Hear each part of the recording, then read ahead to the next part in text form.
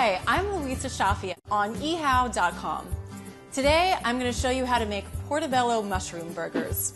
These are great, juicy, satisfying burgers, and they're wonderful if you're cooking for vegetarians or if you are trying to cut down on the amount of meat in your diet.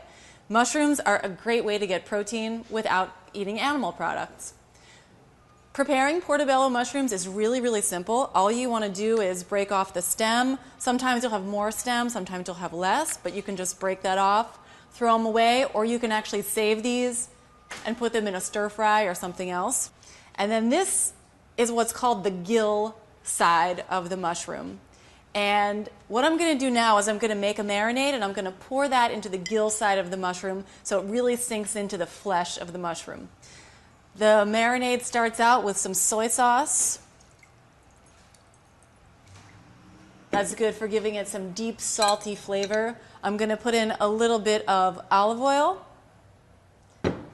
I have some white wine here. You can use white wine. You could use cooking sherry. You could use rosé. That would be fine too. I'm going to put in a little bit of minced garlic because you can never have enough garlic as far as I'm concerned. A little bit of salt and pepper, and just going to whisk this around.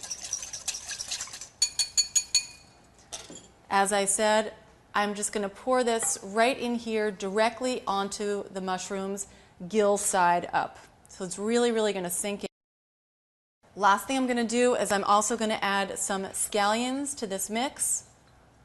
I want these guys to marinate along with the mushrooms, and they are going to get roasted with the mushrooms. Make these nice and wet. Great. These are going to marinate. Now I'm going to get my buns ready for the burgers. So I'm just going to toast these. I'm going to toast them for about 5 minutes in my oven that's at 350, but I'm going to top them with my secret weapon, which is blue cheese. So I'm going to take a big, generous chunk of this and spread it on the top of each bun. I'm just going to work it in a little bit with my fork.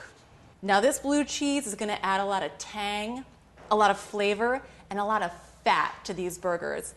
And it's really going to make the texture a lot better. Even if some carnivores are eating these burgers, they're going to be really satisfied because of this awesome cheese. Okay, so I'm just going to toast these until the bread is a little bit crisp and the cheese is a little bit softened.